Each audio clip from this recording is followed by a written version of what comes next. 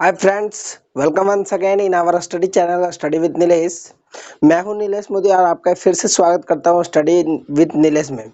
तो जैसा कि हम लोग एनसीईआरटी एग्जाम्पलर बुक के सॉल्यूशन को देख रहे थे, जिसमें हम लोगों ने chapter 1 chemical reaction and equation के क्वेश्चन नंबर 20 से क्वेश्चन नंबर 24 तक लास्ट वीडियो में देखा था, और इस वीडियो में हम लोग 25 से देखेंगे। ठीक है, तो देखते हैं क्वेश्चन नंबर 25 क्या है।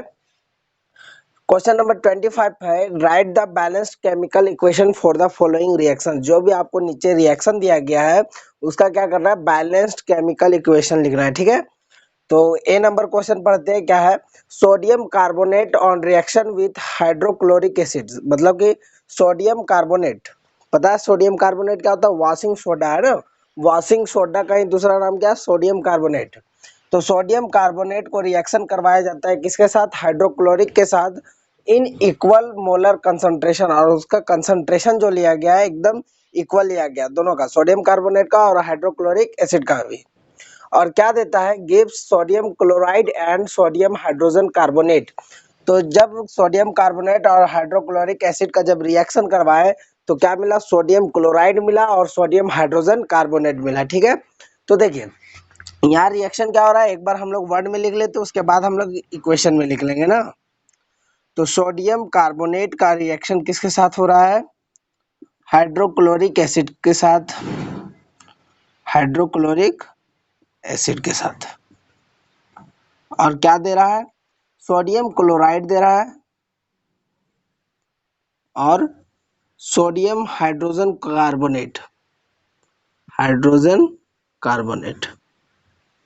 देखिए सोडियम हाइड्रोजन कार्बोनेट क्या होता है, तो इसी का दूसरा नाम जो है वो है बेकिंग सोडा। ठीक है, तो यहाँ पे जनरली समझिए वॉशिंग सोडा का रिएक्शन करवाया गया हाइड्रोक्लोरिक एसिड के साथ, और क्या बना, सोडियम क्लोराइड बना और sodium hydrogen carbonate, that means baking soda बना। ठीक है, तो देखिए सोडियम कार्बोनेट का फॉर्मूला क्या होता है, Na2CO3। ठीक है, Na2CO3। हाइड्रोक्लोरिक एसिड का क्या होता है, HCl होता है। ठीक, रिएक्शन जब करवाएं तो क्या बना, sodium chloride, sodium chloride that means NaCl। ठीक, और sodium hydrogen carbonate, hydrogen carbonate. ठीक, तो इसका फॉर्मूला क्या होता है, बेकिंग सोडा का NaHCO3। सोडियम हाइड्रोजन कार्बोनेट बोले या सोडियम बाइकार्बोनेट बोले, दोनों एक ही चीज है। ठीक है, तो कंफ्यूज नहीं कीजिएगा, एकदम अच्छा से देखिए। अब देखिए इसको बैलेंस करने का बात आया तो देखिए यहाँ पे Cl कितना है, एक है, यहाँ कितना है, एक है। CO3 कितना है, एक इधर है एक इधर भी है, तो बैलेंस है। Na2 इधर 2 है और इधर चेक कीजिए, यहाँ पे एक और एक यहाँ पे, मतलब 2 हो गया, बैलेंस हो गया ये। तो इसको बैलेंस करने की जरूरत है नहीं, पहले से बैलेंस है। अब बी नंबर देखिए, क्या है B number, sodium hydrogen carbonate on reaction with hydrochloric acid give sodium chloride water and liberates carbon dioxide. Sodium hydrogen carbonate को जब रिएक्शन करवाया जाता है हाइड्रोक्लोरिक एसिड के साथ, ठीक है, हाइड्रोक्लोरिक एसिड के साथ, तो क्या देता है, सोडियम क्लोराइड देता है, वाटर देता है, और लिबरेट क्या करता है, कार्बन डाइऑक्साइड। तो देखिए सबसे पहले वर्ड में लिख लिए सोडियम हाइड्रोजन कार्बोनेट, किसके साथ करवाएं, हाइड्रोक्लोरिक एसिड के साथ। क्या दिया, सोडियम क्लोराइड दिया, सोडियम क्लोराइड, वाटर दिया, और क्या दिया, कार्बन डाइऑक्साइड दिया। ठीक है, समझ में आ रहा है। अब देखिए सोडियम हाइड्रोजन कार्बोनेट का फॉर्मूला क्या होता है, वहां बताए फर्स्ट नंबर में NaHCO3।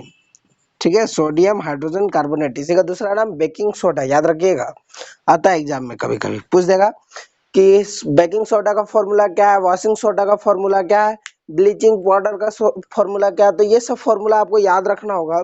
ठीक है, और ये सब कभी कभी एक नंबर वाला क्वेश्चन में, मल्टीपल चॉइस क्वेश्चन में कभी कभी दे देता है।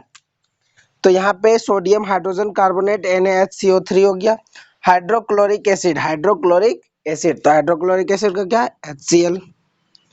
ठीक है, क्या दिया, सोडियम क्लोराइड, तो सोडियम क्लोराइड मीन्स NaCl दिया, वाटर, वाटर मतलब H2O, और कार्बन डाइऑक्साइड मतलब CO2। ठीक है, अब देखिए इसको बैलेंस कीजिए, बैलेंस करने आता है। देखिए C कितना है, एक पीस है, इधर कितना है, C एक पीस है, बैलेंस है।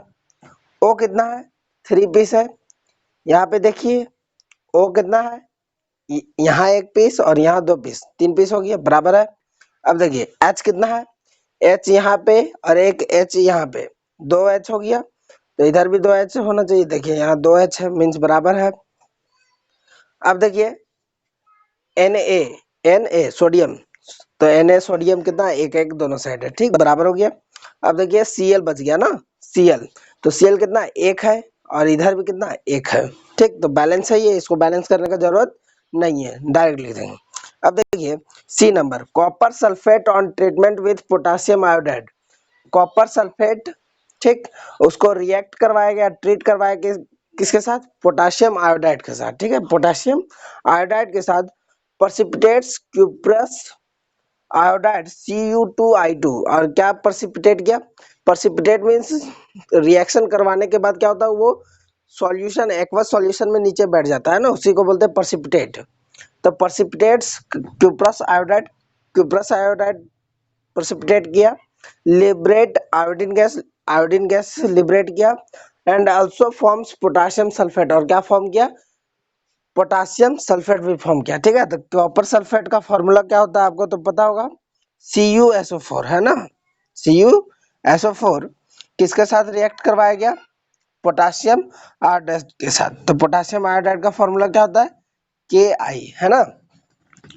अच्छा क्या बन रहा है, क्यूप्रस आयोडाइड बन रहा है, जिसका फॉर्मूला यहाँ दिया गया है, ठीक है, कितना दिया गया, Cu2I2, इसको थोड़ा कर लीजिए, Cu2I2, तो Cu2I2, ठीक है, आयोडीन गैस दिया और क्या लिबरेट कर रहा है, आयोडीन गैस कर रहा है, तो आयोडीन गैस, और क्या फॉर्म कर रहा है, पोटासियम सल्फेट, पोटासियम सल्फेट का फॉर्मूला K2SO4, ठीक है। अब इसको बैलेंस कर लीजिए, बैलेंस कैसे होगा, देखिए Cu कितना, एक, और इधर कितना है, 2, तो यहाँ पे कितना लगाना होगा, 2 लगाना होगा, हो गया। अब देखिए SO4 कितना है, 2, 2 हुआ ना SO4, और यहाँ पे कितना, एक, तो यहाँ पे 2 लगाना होगा, हम लोग को 2 लगाना होगा, कोई दिक्कत, तो SO4 2 हो गया। अब देखिए K कितना पीस हो गया, 4 पीस हो गया, K कितना हो गया, 4 पीस हो गया, और I कितना हो गया, ये भी 4 पीस हो गया, 2 और 2 4 पीस, तो यहाँ पे क्या करना होगा, 4 से मल्टीप्लाई कर देंगे तो 4KI हो जाएगा, ठीक है, 4K और 4I, देखिए बैलेंस है, अब सब बैलेंस हो गया। तो ये हो गया आपका क्वेश्चन नंबर 25 अब कंप्लीट, इसको अच्छा से कर लीजिए, बैलेंस करने में कोई भी प्रॉब्लम नहीं होगा, ठीक है। चलते हैं नेक्स्ट क्वेश्चन पे। देखिए क्वेश्चन नंबर 26 क्या है, a solution of potassium chloride, एक सॉल्यूशन है पोटासियम क्लोराइड का, ठीक है, when mixed with silver nitrate solution, जब इसको सिल्वर नाइट्रेट सॉल्यूशन के साथ मिक्स किया जाता है, and insoluble white substance is formed, तो क्या फॉर्म होता है, एक इनसॉल्युबल मींस जो वाटर में नहीं घुलता, ठीक है, इनसॉल्युबल जो घुलता नहीं है, उस तरह का व्हाइट सब्सटेंस जो होता है वो फॉर्म्ड होता है, ठीक। Right the chemical reaction involve, तो अब यहाँ पे क्या करना है, हमको केमिकल रिएक्शन लिखना है जो कि इस रिएक्शन में हुआ है, and also mention the type of chemical reaction, और हमको क्या मेंशन करना है कि ये जो रिएक्शन हुआ वो किस टाइप का है, ठीक है। तो देखते हैं, पोटासियम क्लोराइड बोल रहा है, पोटासियम क्लोराइड, तो पोटासियम क्लोराइड का क्या होता है, KCl होता है, ठीक है। इस ये कैसा फॉर्म में है, तो एक्वस फॉर्म में है ना, सॉल्यूशन है, और इसका रिएक्शन किसके साथ करवाया गया, सिल्वर नाइट्रेट के साथ, सिल्वर नाइट्रेट का साथ, तो AgNO3 हो जाएगा, और ये भी कैसा हो जाएगा, एक्वस हो जाएगा। इसका रिएक्शन होने के बाद क्या बन रहा है, एक व्हाइट सब्सटेंस बन रहा है, ठीक है, व्हाइट सब्सटेंस बन रहा है। तो क्या होगा इसमें, देखिए जो पोटासियम होगा, देखिए अब रिएक्टिविटी सीरीज आपको तो पता होगा, है ना, दोनों मेटल है, दोनों सॉल्यूशन में है ना, तो 2 मेटल है Ag और K, तो इसमें जो ज्यादा रिएक्टिव होगा वो क्या करेगा, डिस्प्लेस कर देगा, ठीक है, वो क्या करेगा, डिस्प्लेस कर देगा, एक दूसरे को डिस्प्लेस कर लेगा, यहाँ पे आयंस का एक्सचेंज कर लेगा, तो के और एजी जो होगा वो क्या करेगा, अपने आप को एक्सचेंज कर लेगा। के चल जाएगा NO3 के पास, एजी जो आएगा वो Cl के पास आ जाएगा। ठीक, तो क्या बन जाएगा, देखिए बन जाएगा AgCl, AgCl मतलब सिल्वर क्लोराइड। ठीक है, और ये कैसे बनेगा, ये जो बनेगा व्हाइट प्रेसिपिटेट, व्हाइट सब्सटेंस बनेगा, व्हाइट इनसॉल्युबल सब्सटेंस बनेगा। ये सॉलिड फॉर्म में होगा और क्या बनेगा, AgCl के साथ मिल गया, KNO3 के साथ मिल जाएगा तो KNO3 हो जाएगा, KNO3 हो जाएगा। और ये कैसा हो जाएगा, एक्वस हो जाएगा। ठीक है, ये कैसा हो जाएगा, एक्वस हो जाएगा। तो यहाँ पे क्या हुआ, KNO3 के पास चल के Ag जो है वो किसके पास आ गया, Cl के पास। तो ये डबल डिस्प्लेसमेंट का एग्जांपल हुआ कि नहीं। देखिए डबल डिस्प्लेसमेंट में क्या होता था, AB प्लस CD क्या करता था, A C का जगह ले लेता था मतलब AD बना लेता था, और C B का जगह ले लेता मतलब CB बना लेता था। इस तरह से होता था। तो ठीक यहाँ पे भी हुआ है ना, ठीक यहाँ पे भी हुआ। दैट मीन्स ये कैसा रिएक्शन है, तो डबल डिस्प्लेसमेंट रिएक्शन है, डबल डिस्प्लेसमेंट रिएक्शन। ठीक, और कौन सा रिएक्शन है, देखिए इनसॉल्युबल व्हाइट सब्सटेंस बना, इनसॉल्युबल क्या बन रहा है, व्हाइट सब्सटेंस। तो इनसॉल्युबल व्हाइट सब्सटेंस मतलब प्रेसिपिटेट हो रहा है ना, ये क्या है, प्रेसिपिटेट है एक टाइप का। तो प्रेसिपिटेट फॉर्म्ड हो रहा है तो उसको क्या बोलेंगे, प्रेसिपिटेशन, प्रेसिपिटेशन रिएक्शन। ठीक है, तो ये हो गया आपका क्वेश्चन नंबर 26 का सॉल्यूशन। ठीक है, अब चलते हैं क्वेश्चन नंबर 27 पे। अब देखिए क्वेश्चन नंबर 27 क्या कर रहा है, ferrous sulphate decomposes with the evolution of a gas having a characteristic order of burning sulphur. क्या बोल रहा है कि फेरस सल्फेट जो है वो डिकम्पोज हो रहा है। ठीक, डिकम्पोज मीन्स टूट रहा है with the evolution of gas, और इसमें क्या प्रोड्यूस हो रहा है, एक गैस प्रोड्यूस हो रहा है। हैविंग अ कैरेक्टरिस्टिक, जिसके पास एक कैरेक्टरिस्टिक एक गुण है, order of burning sulphur means sulphur का बर्निंग का जो स्मेल होता है उस तरह का कैरेक्टरिस्टिक उस गैस के पास है।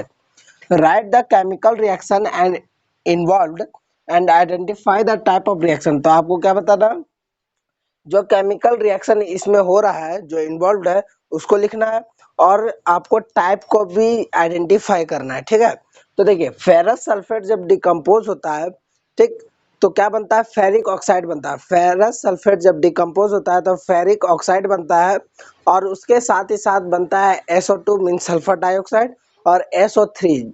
ठीक है, SO2 और SO3 सल्फर ट्राई ऑक्साइड।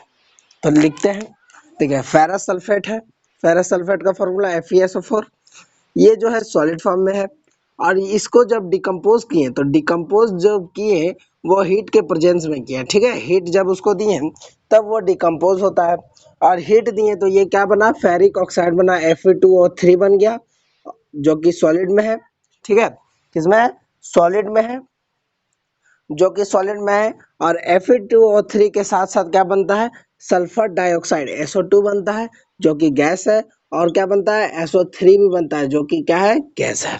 ठीक है, तो FeSO4 को जब डिकम्पोज किया, फेरस सल्फेट को जब डिकम्पोज किया इन द प्रेजेंस ऑफ हीट, तो क्या बना, फेरिक ऑक्साइड बना, सल्फर डाइऑक्साइड बना, और सल्फर ट्राई ऑक्साइड बना। ठीक है, अच्छा ये जो रिएक्शन है वो किस टाइप का रिएक्शन है, तो ये, अच्छा इससे पहले आप लोग क्या कीजिए, इसको बैलेंस कर लीजिए। देखिए बैलेंस है क्या, नहीं है बैलेंस, ओ कितना है, 4 है ना, और इधर कितना है, देखिए तो 3 2 5 और 3 8। तो सिंपली यहाँ क्या करेंगे, 2 से मल्टीप्लाई कर देंगे। अब देखिए 4 2 8 हो गया ऑक्सीजन, और इधर कितना हो गया, 8 हो गया। ठीक है, सल्फर की बात करते हैं, एस कितना है, एक पीस है इधर, सॉरी एक 1 2 है, 2 पीस है, और इधर कितना है, 1 और 1 2 बैलेंस है।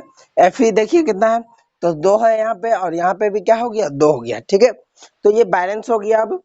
अब इसका टाइप बताते हैं। इसका टाइप जो है वो कैसा टाइप है, तो हीट के प्रेजेंस में इसको डिकम्पोज कर रहे हैं, तो इसीलिए इसको किस टाइप में बोलेंगे, थर्मल डिकम्पोजिशन। ठीक है, थर्मल डिकम्पोजिशन, समझ में आया। तो ये हो गया क्वेश्चन नंबर 27 का सॉल्यूशन। आगे चलते हैं, देखते हैं क्वेश्चन नंबर 28। तो देखिए क्वेश्चन नंबर 28 क्या कर रहा है, why do fire flies glow at night. Fire flies जो होते हैं वो रात में क्यों चमकते हैं। फायर फ्लाइज मीन्स आप लोग देखे होंगे कि कुछ कीड़ा जो होता है, कुछ इंसेक्ट जो होते हैं वो रात में चमकते हैं, ठीक है, जिनको जुगनू बोला जाता है। तो जुगनू जो होते हैं वो रात में क्यों ग्लो करते हैं, ठीक। तो देखिए फायर फ्लाइज के पास क्या होता है, एक प्रोटीन होता है, एक सर्टेन प्रोटीन होता है जिसका नाम होता है ल्यूसीफरिन। क्या होता है, ल्यूसीफरिन। ये जो प्रोटीन होता है ल्यूसीफरिन वो कंबाइन होता है ऑक्सीजन के साथ, ठीक है। किसके साथ कंबाइन होता है, ऑक्सीजन के साथ कंबाइन होता है इन द प्रेजेंस ऑफ एक एंजाइम, जो कि कौन स्टोर करता है, फायर फ्लाइज ही स्टोर करता है, और उसका नाम रहता है लूसीफरेस। लूसीफरेस, ठीक है। तो लूसीफेरिन जो कि प्रोटीन है वो कौन स्टोर करता है, फायर फ्लाइज स्टोर करता है ऑक्सीजन के साथ।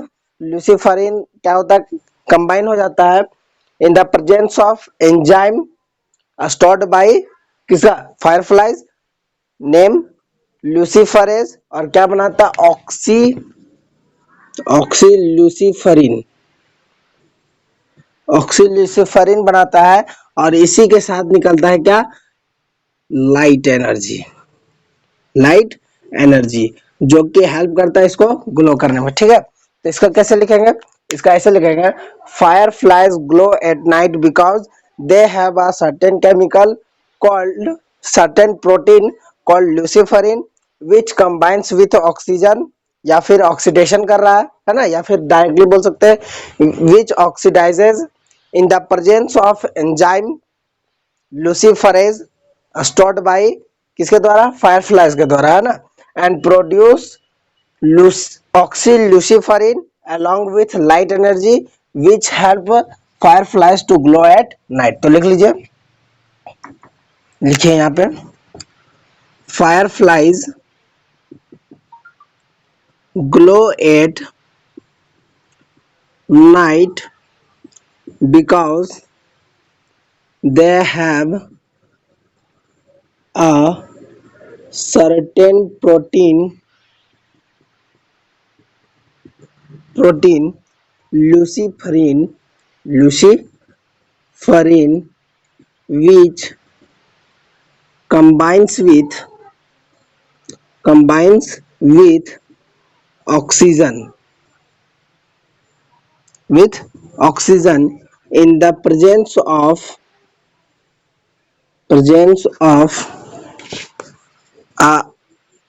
of an enzyme stored by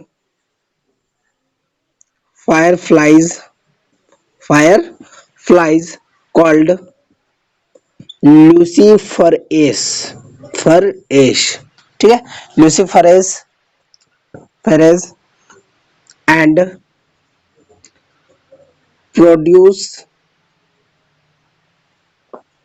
produce a substance called, ऐसे लिखिए, produce oxy luciferin along with light